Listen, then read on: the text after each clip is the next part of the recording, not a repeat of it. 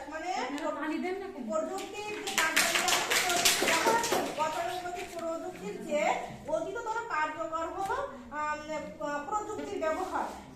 এই প্রযুক্তির ব্যবহার এখন পাঠের বিষয়কে সহজতর আকর্ষণীয় ভাবে শিক্ষার্থীর কাছে উপস্থাপন করার জন্য গতানুগতিক ভাবে বিভিন্ন উপকরণ ব্যবহার করা যায়, যেটা সহজে ব্যবহার করা মানে সংরক্ষণ করা যায় না, পুনরায় আবার তৈরি করতে হয়, আবার কিনে নিয়ে আসতে হয়। আবার শিক্ষার্থীর সংখ্যা অনেক বেশি হয় আমাদের বর্তমান শিক্ষাক্ষেত্রে, যার কারণে পিছনে থাকা শিক্ষার্থীরা সব রকম উপকরণ করতে পারে এবং কথা শুনতে পারে না, বুঝতে পারে না। এগুলো বেশিরভাগই আমাদের শিক্ষার্থীর কাছে তখন পৌঁছাতে পারে না। এখন আমরা যে শিক্ষাক্ষেত্রে যে প্রযুক্তি ব্যবহার করছি এগুলো সহজেই দৃষ্টিনন্দন চিত্তাকর্ষক হয়, যা শিক্ষার্থী সহজে বুঝতে পারে, পাঠের মূল বিষয়বস্তুটাই তারা বুঝতে পারে। ইন্টারনেট থেকে আমরা সহজে শিক্ষা উপকরণ সংগ্রহ করতে পারি, দিতে পারি। ডিজিটাল যে শিক্ষা উপকরণগুলো এগুলো কিন্তু সহজে নষ্ট হয় না। একবার মাল্টিমিডিয়া ক্লাস নিলে শিক্ষার্থীরা মনোযোগী ও আগ্রহী হয়ে পড়ে। মাল্টিমিডিয়া ক্লাসের মাধ্যমে শিক্ষা উপকরণটা অনেক বড় করে দেখানো হয়, যেটা সহজে কেউ বুঝতে পারে, একঘেয়েমিটা দূর হয়ে যায়। 30 সেকেন্ড আছে।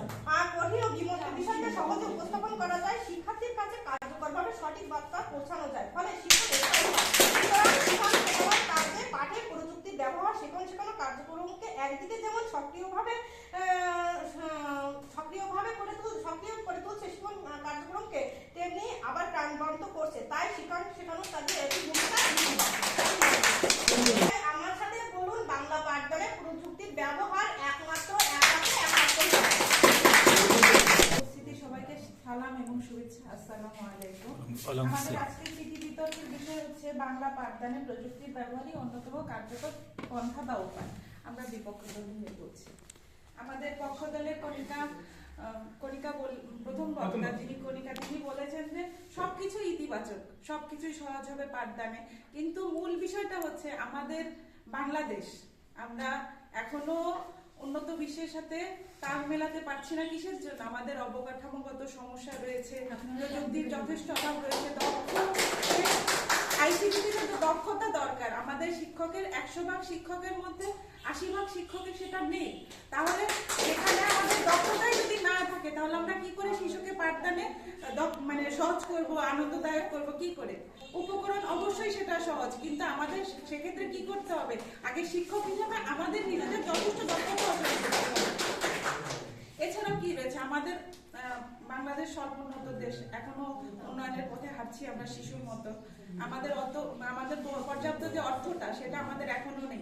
যখন আমাদের সবকিছুতে পরিপূর্ণতা আসবে তখনই সেটা ফলপ্রসূ এবং কার্যকর হবে। তার আগে তখনই আমাদের সেটা অন্যতম পন্থা হতে পারে না। আমাদের আগেকার দিনে যে শিক্ষকরা ছিলেন তারা কিন্তু আমাদের বই দিয়ে সুন্দরভাবে আনন্দদায়ক ভাবে পাঠদান করতেন। সেখানে কি হতো? আমরা আনন্দ পেতাম না। তাহলে আমরা শিক্ষক, সেখানে শিক্ষকরা যদি আমরা যথেষ্ট, আমরা নিজেরাই উপকরণ, আমরা নিজেরাই পরিবেশ সৃষ্টি করে শিক্ষককে পাঠদান করতে পারি। আইসিটি এখনো পরিপূর্ণভাবে অনেক জায়গা আছে, প্রত্যন্ত অঞ্চল যেখানে পরিপূর্ণভাবে পৌঁছাতে পারেনি, সেখানে কি শিক্ষকরা পাঠদান করতে পারছে? অবশ্যই পারছে। তাই আমি সবার সাথে বলতে চাই, বাংলা পাঠদানে প্রযুক্তির ব্যবহারে অন্যতম পন্থা নয়, তার আগে অন্যতম পন্থা তখনই হবে যখন দক্ষ আইসিটিতে দক্ষ শিক্ষক তৈরি হবে, তখন। ধন্যবাদ। আজকের বিতর্ক অনুষ্ঠানে সম্মানিত সভাপতি, বিজ্ঞ বিচারক মন্ডলী ও উপস্থিত সুধী সকলকে আমার সালাম ও নমস্কার। আজকে বিতর্কের বিষয় হচ্ছে বাংলা পাঠদানে প্রযুক্তির ব্যবহারই অন্যতম কার্যকর পন্থা বা উপায়। আমি পক্ষ দলের 2 নম্বর বক্তা হিসেবে আমার বক্তব্য উপস্থাপন করছি। ইচ্ছা থাকলে উপায় হয়। বর্তমানে প্রাথমিক বিদ্যালয়ে, অধিকাংশ প্রাথমিক বিদ্যালয়ে 2টা ল্যাপটপ, প্রজেক্টর এবং দ্বিতল ভবন এবং আইসিটি প্রশিক্ষণ পিটিআই থেকে ব্যাচের পর ব্যাচ বের হয়ে আসছে। বিদ্যালয় ভবনের সংখ্যা বর্তমানে দ্বিতল বহু, যেটা আমরা 211টা বিদ্যালয় যদি পর্যবেক্ষণ করি তাহলে দেখতে পাবো যে বিদ্যালয় ভবন কাঠামোগত দিক দিয়ে প্রাথমিক বিদ্যালয় এখন অনেক উন্নত। 2001 সাল থেকে 2024 সাল যদি আমি ভিজিট করি তাহলে দেখতে পাবো যে বিগত 23 বছরের বিদ্যালয়ের কাঠামোগত এবং বর্তমান 25 সালের বিদ্যালয়ের কাঠামো এত উন্নত যা বিশ্বের কাছে আলোচিত বিষয়। আজকে শিশু আগামী দিনের ভবিষ্যৎ। শিশুকে যদি আমি ভাষার দক্ষতা উন্নয়নে প্রযুক্তির ব্যবহার শেখাই তাহলে সে বিশ্বের সাথে তাল মিলিয়ে চলতে সমর্থ হবে। এছাড়া যদি আমি শিশুকে বিশ্বের সাথে তাল মিলিয়ে চলতে না সমর্থ করি তাহলে সে দায়িত্বের অপারগতা আমারই দিকে যায়। কঠিন বিষয়কে কঠিন থেকে সহজতর করতে আইসিটি একমাত্র সহায়ক বা অন্যতম সহায়ক বলে আমি মনে করি। এছাড়া আইসিটি যদি বিদ্যালয়ের শ্রেণীকক্ষে আমি প্রদর্শন করতে পারি তাহলে শিক্ষার্থীদের একদমই দূর হয়, তারা কাজের প্রতি আগ্রহী হয়ে ওঠে। এই উৎসাহ প্রদান করতে প্রেরণাকারী হিসেবে একমাত্র শিক্ষককে অগ্রণী ভূমিকা পালন করবে বলে আমি মনে করি। তাছাড়া প্রাথমিক বিদ্যালয়ের শিক্ষকদের প্রতিদিন 6টা থেকে 7টা ক্লাস উপস্থাপন করতে হয়। এক্ষেত্রে যদি শিক্ষক কণ্ঠের সুবিধা চান তাহলে তাকে অবশ্যই আইসিটি সহায়তা নিতে হবে। আইসিটির মাধ্যমে ধন্যবাদ পক্ষ দলের সদস্য শিক্ষককে আন্তরিক শুভেচ্ছা ও ধন্যবাদ। আমার সাথে কণ্ঠে কণ্ঠ মিলিয়ে বলুন, বাংলা ভাষা দক্ষতা বৃদ্ধিতে আইসিটি একমাত্র অন্যতম সহায়ক। ধন্যবাদ। বিপক্ষ দলের পক্ষ থেকে দ্বিতীয় বক্তা। আমি প্রথমেই বলতে চাই যে পক্ষ দলের প্রথম বক্তা উনি নিজেই উনার অজান্তেই স্বীকার করে গেছেন যে ওনার কোনো গুরুত্ব নেই এবং উনি ক্লাসের জন্য অযোগ্য, কারণ উনি ডিজিটাল প্রযুক্তির উপরে নির্ভর করেছেন এবং উনি যে কথাগুলো বলে গেছেন সবই ডিজিটাল নির্ভর। আমাদের সরকার জানে এমন একটা সরকার শিক্ষককে কেন বেতন দেবেন এবং কেন তাকে ওই শ্রেণী পক্ষে নিয়ে যাবেন। দ্বিতীয় বক্তা কথা বলতে চান, উনি তো নিজেই বলে গেছেন যে ওনার বিষয়টা কি ছিল। তারপরে উনি যে কথাটা বলছেন উনিও একই কথা একই সুরে সুর মিলাইছেন, আমাদের পক্ষ হয়ে অজান্তেই সুর মিলাইছেন যে ওনাদের কোনো ভূমিকা নেই, ওনারা প্রযুক্তি নির্ভর ভূমিকায় যথেষ্ট। এবার আমি আমার পয়েন্টগুলো বলে একটু। আমরা যে প্রযুক্তি নির্ভর হব, আমাদের বাংলাদেশের মতো জায়গায় আমাদের যে অবকাঠামো, বিদ্যুৎ, আমাদের বাঙালিদের মতন চুরি এরকম আমাদের সবাই মনে হয় না। আমাদের প্রত্যেকটা বিদ্যালয়ে ল্যাপটপ আছে, প্রত্যেকটা বিদ্যালয়ে ফ্যান আছে, ফ্যান পর্যন্ত চুরি হচ্ছে আর ল্যাপটপ পর্যন্ত সেখানে তো অনেক দূরের কথা। আমরা সরকার হয়তো আমাদেরকে দেশে আমরা সেগুলো রক্ষা করতে পারবো। দ্বিতীয়ত প্রধান শিক্ষক, আমরা সরকারি শিক্ষক, প্রধান শিক্ষকের অনেকটা এখানে হাত থাকে, আমরা সুযোগ পাই না। আবার চুরির অভাবে বাড়ি নিয়ে যেতে হয়, আবার আনতে হয়, এই বহনযোগ্য কারণে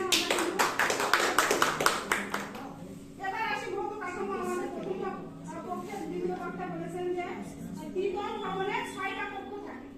সেখানে যদি আমি বলি যে প্রথম ক্লাস থেকে পঞ্চম শ্রেণী পর্যন্ত আমরা 6টা শ্রেণী কক্ষ পাই। এখানে যদি আমরা ডিজিটাল ক্লাস নিতে যাই আমাদের অফিস কক্ষই থাকে না। যদি 6টা শ্রেণী কক্ষে আমরা আমাদের ডিজিটাল মুক্ত দূরের কথা, আমাদের অফিস কক্ষই থাকে না, আমাদের একটা বসার জায়গা পর্যন্ত থাকে না।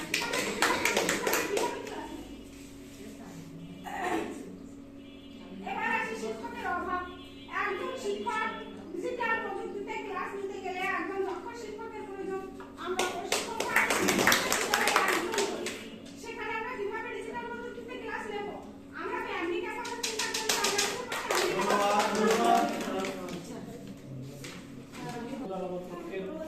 সদস্যদের ধন্যবাদ। দর্শক শ্রোতা সবাইকে সালাম ও শুভেচ্ছা জানিয়ে আজকের বিগত প্রতিযোগিতার বিষয় আমার ছিল বাংলা পাঠদানের প্রযুক্তি ব্যবহারের অন্যতম উপায়। সঙ্গত কারণে আমি এর পক্ষে অংশগ্রহণ করছি। তো আমার বিপক্ষে দ্বিতীয় বক্তা এবং দ্বিতীয় বক্তা যা বলে গেছেন তাতে বোঝা যাচ্ছে যে নাচতে না জানলে উঠোন বাঁকা, নাচতে না জানলে উঠোন বাঁকা। আমরা পাঠকে সুন্দর এবং আকর্ষণীয় এবং বোধগম্যতা করার জন্য বাংলা পাঠদানে প্রযুক্তির ব্যবহারিক অন্যতম উপায় আমরা মনে করি। তারপরে বাংলাদেশ এখন আমরা বর্তমান বিশ্ব পৃথিবীর সাথে তাল মিলিয়ে মানে বাংলাদেশও সেই তাল মিলিয়ে চলছে। বর্তমান আমাদের শিক্ষা কারিকুলামও বিশ্বের সাথে তাল মিলিয়ে চলছে। সেই ক্ষেত্রে আমরা এখন প্রযুক্তি নির্ভর বিশ্বে আমাদের বাংলা পাঠদানে প্রযুক্তি অবশ্যই অন্যতম কার্যকর পন্থা। এখন আমাদের শিক্ষক মহোদয়দেরকে দেখলে বোঝা যায় যে আমাদের বাংলাদেশ একটা অনুন্নত দেশ বা অনুন্নয়নশীল দেশ। দেখেন সমস্ত শিক্ষকদের গেট আপ ফিগার সবকিছু দেখে বোঝা যায় যে আমার স্কুলের বেঞ্চ নাই, টেবিল নাই, এরকম আমাদের এখন বর্তমানে বিদ্যালয় 2 তলা 3 তলা 4 তলা পর্যন্ত বিল্ডিং হচ্ছে। প্রত্যেকটা বিদ্যালয়ে আইসিটি প্রশিক্ষণপ্রাপ্ত শিক্ষক আছে। তারপরে আমরা প্রত্যেকটা শিক্ষক এখন পিটিআই ট্রেনিং করে আসছি, সেখানে আইসিটি একটা পাঠ আছে, সেই পাঠ থেকে আমরা সম্পূর্ণ আইসিটির উপর প্রশিক্ষণ দিয়ে আসছি। এবং আমরা যারা বলছি আমাদের যে পাঠদানে প্রযুক্তি একমাত্র উপায় না, তারা নিজেরাই জানে না যে কিভাবে প্রযুক্তিটা ব্যবহার করতে হয়। এর কারণে হলো সমস্যা, তারা বাধার সৃষ্টি করছে যে প্রযুক্তি একমাত্র উপায় না।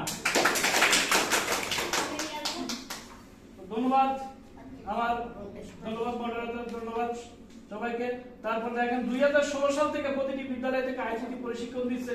বর্তমান 2025 সালে আমরা আগ্রহী না হলে এর সুফল পাবো না। সরকার যতই চেষ্টা করুক না কেন আমরা পরিশিক্ষিত হয়েও আমাদের দুর্বলতা প্রকাশ পাবে।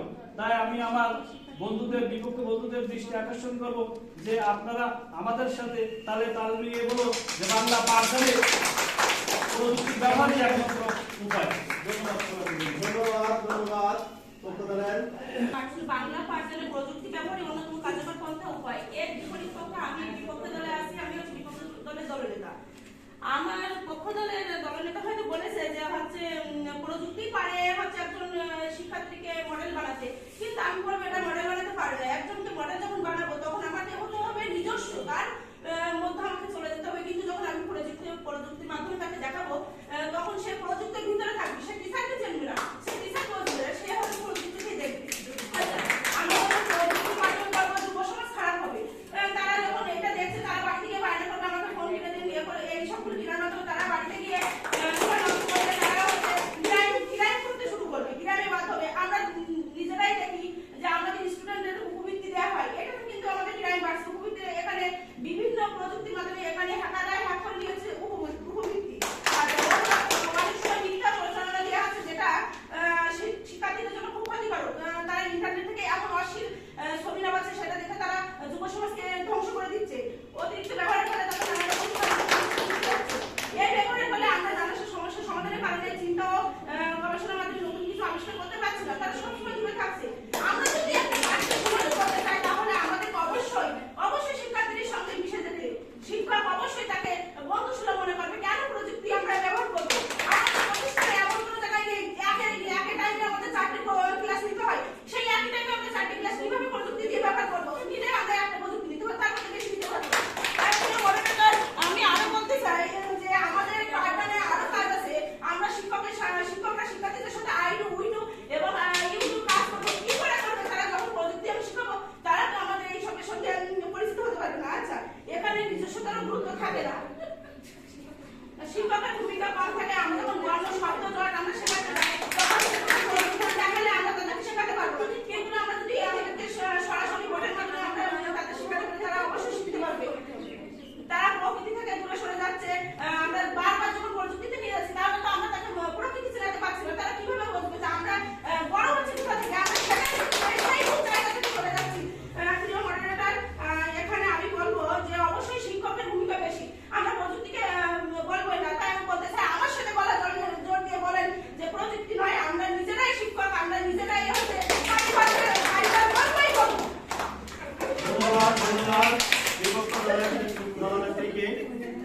প্রতিযোগিতার মাধ্যমে আমরা কিন্তু দেখতে পাচ্ছি এখন পক্ষ দলের দলনেতাকে বিনীতভাবে আহ্বান করছি, আপনার নির্ধারিত সময় হচ্ছে 2 মিনিট।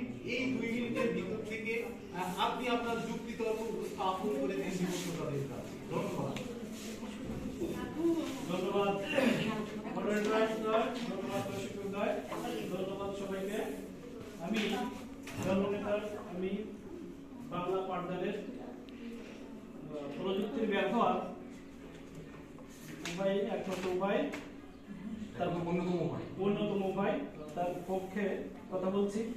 দেখেন, আমাদের এই বর্তমান অবস্থা, আমাদের বিপক্ষ দলের একজন বক্তা বলে গেলেন যে আমাদের বিদ্যালয় থেকে চুরি হয়েছে। দেখেন, আমি সেই চুরি হয়ে থাকা থেকে আমরা প্রযুক্তি ব্যবহার করে যেমন সিসি ক্যামেরা লাগাইতে পারি, তাহলে আমাদের সেখানে আর চুরি হবে না। দেখেন, আপনি আজকে আপনি যে অ্যান্ড্রয়েড ফোনটা ব্যবহার করছেন সেটাও আপনার কাছে প্রযুক্তি। আপনার কাছে একটা প্রযুক্তি ব্যবহার করছেন। দেখেন, আমার শিক্ষক একজন ভিডিও করছে, তার কত প্রযুক্তি। আজকে আপনি প্রশিক্ষণ দিচ্ছেন, আপনার যে টাকাটা আসছে সে টাকাটাও প্রযুক্তির মাধ্যমে। সেক্ষেত্রে দেখা গেল আপনি যদি ভালো কিছু, প্রত্যেকটা ভালো কাজের ভিতরে মন্দও আছে, সেটাকে যদি এখন ঘুমাকে আপনি যদি ঘুমা হিসাবে ব্যবহার করেন তাহলে সেটা খারাপ কাজে ব্যবহৃত হবে। সেক্ষেত্রে আপনি যদি প্রযুক্তিটাকে, আপনার প্রাথমিক বিদ্যালয়ের শিশুদের কাছে তো আর অ্যান্ড্রয়েড ফোন দেওয়া হয় না যে তারা খারাপ কাজে লিপ্ত হয়ে যাবে। আমাদের কাজ, আমাদের বাংলা পাঠটা কিভাবে আকর্ষণীয় করা যায়, কিভাবে বোধগম্যতা করা যায়, সহজলভ্য করা যায়, আমরা যে পাঠ উপস্থাপনের জন্য যে উপকরণ আমাদেরকে তৈরি করতে হয় সেই উপকরণগুলো আমাদেরকে নিজে হাতে তৈরি করতে হলে আমাদের সময় সাপেক্ষ, অনেক সময় দরকার। আমাদের সেই উপকরণগুলো আমরা সহজ কিন্তু আস্তে আস্তে ভালো করে দেখাতে পারি, ছোট থেকে বড় করে দেখাতে পারি, লেখা ছোট করে বড় করে দেখাতে পারি, অর্থাৎ ছাত্রদেরকে সহজ করতে হয়। এর জন্য আমি বিভক্ত দলের দলনেতাকে বলবো যে আপনারা আমাদের সাথে তাল মিলিয়ে বলুন যে বাংলা পাঠদানের প্রযুক্তি অন্যতম। ধন্যবাদ দলনেতাকে। এবার বিপক্ষ দলের দলনেত্রীকে 2 মিনিট বলার জন্য অনুরোধ করছি।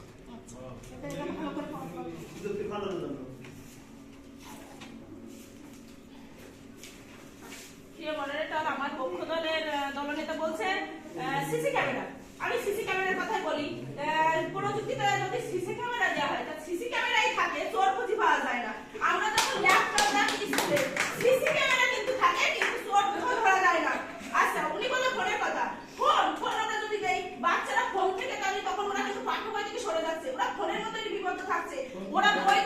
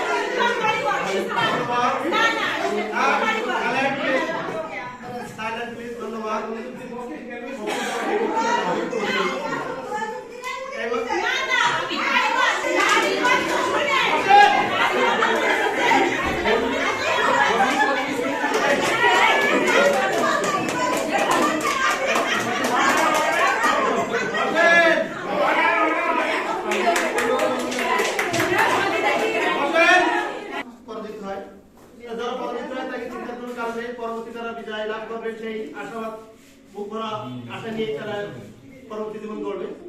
তা আজকে আমরা এই দুই দলের বিজয়িতা হিসাবে ঘোষণা করছি। আমরা দুই দলই বিজয়ী হিসাবে ঘোষণা করছি।